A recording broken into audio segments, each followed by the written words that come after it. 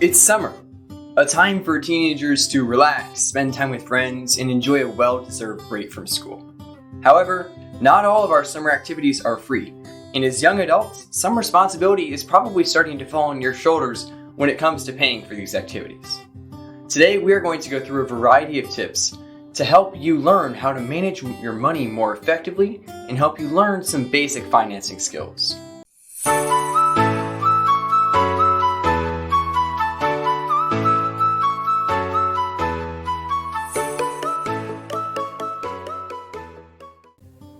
The first thing to consider is where you are getting your money.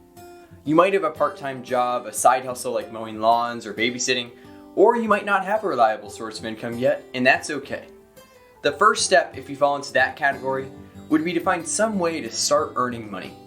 Like I said, doing some yard work for neighbors, babysitting, or even doing some summer tutoring are great ways to make some pocket money. If you already have a source of income, you are ready to move on to the next step. So, now that you have a reliable source of income, it's time to set a saving plan.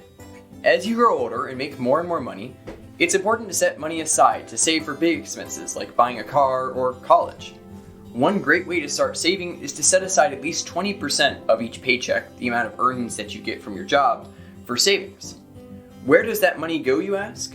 Let's take a look at the next part of the process to find out. Once you start to accumulate some money, it's important to consider where you are going to keep it. At this age, the best path to take would be to open a bank account of some kind.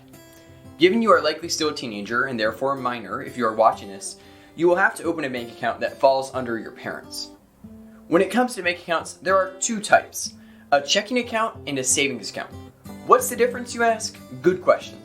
Checking accounts are best for money that you want to access and be able to withdraw from your account, while savings accounts are best for long-term storage of money that you don't need to get to frequently.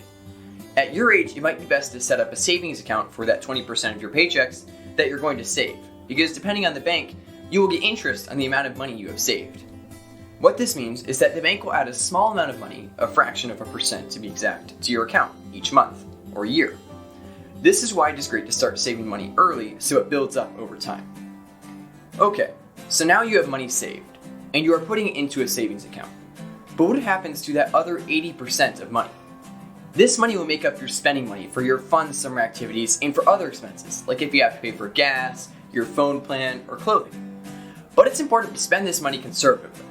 Let's take a look at how you can stretch this 80% of money for as long as possible. 1. Set a budget plan. A great way, especially for the summer, to control your spending is to set a weekly limit on the amount of money you spend. If you know that you're going to have to spend $80 over the summer after you have 20% in savings, then you should set a weekly spending limit that will force you to not spend more than that $80.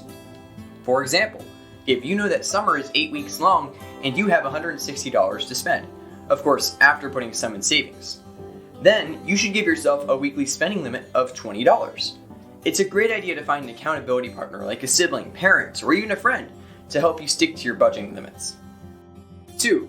Track your spending. It's helpful to write down in a notebook how much you spend each day and on what. You can even create an online document like a spreadsheet to do this. Tracking your spending will help you become aware of the amount of money that you're spending and what you are spending it on. You can use it to make sure that you aren't passing your weekly limit too. 3. Save. Again, you thought you were done saving too. Wrong. You set aside 20% for those big expenses later in life. But what about that fancy new backpack, video game, or pair of shoes that you want to get? You should set some money aside to save for these too. A great way to decide how much money to set aside would be to determine the price of what you want to get and figure out how soon you want to get it.